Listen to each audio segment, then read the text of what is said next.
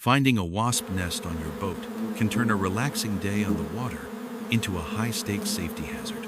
Because boats often sit undisturbed in marinas or on trailers, they provide the perfect sheltered environment for paper wasps, yellow jackets, and mud daubers.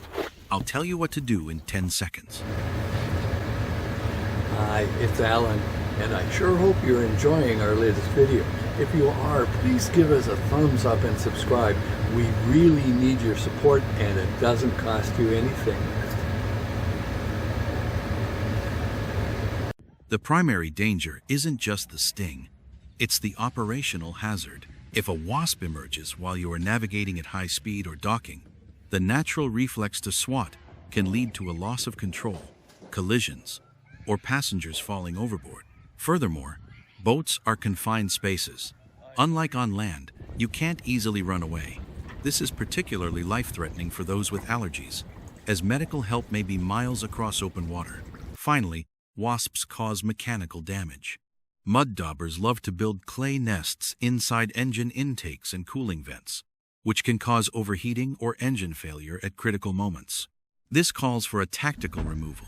Removing a nest from a boat requires more planning than a backyard job. Use these steps to handle it safely. Timing is everything. Always attempt removal at night or at dawn. Wasps are less active in cooler temperatures, and you'll likely catch the whole colony at once. Wear the right gear. Wear thick layers and tuck your pants into your socks. Avoid bright white flashlights, which agitate them. Use a red light filter, as wasps cannot see red light well. For marine environments, a foaming spray is superior to a liquid stream. The foam expands to trap the wasps and reduces chemical runoff into your bilge or the surrounding water. Not recommended by me is the CO2 method.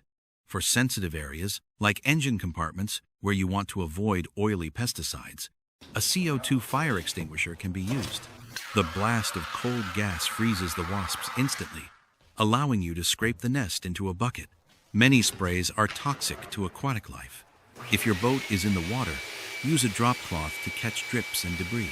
Many boaters swear by tucking scented dryer sheets into crevices to discourage nesting, proving that not even insects can stand that smell.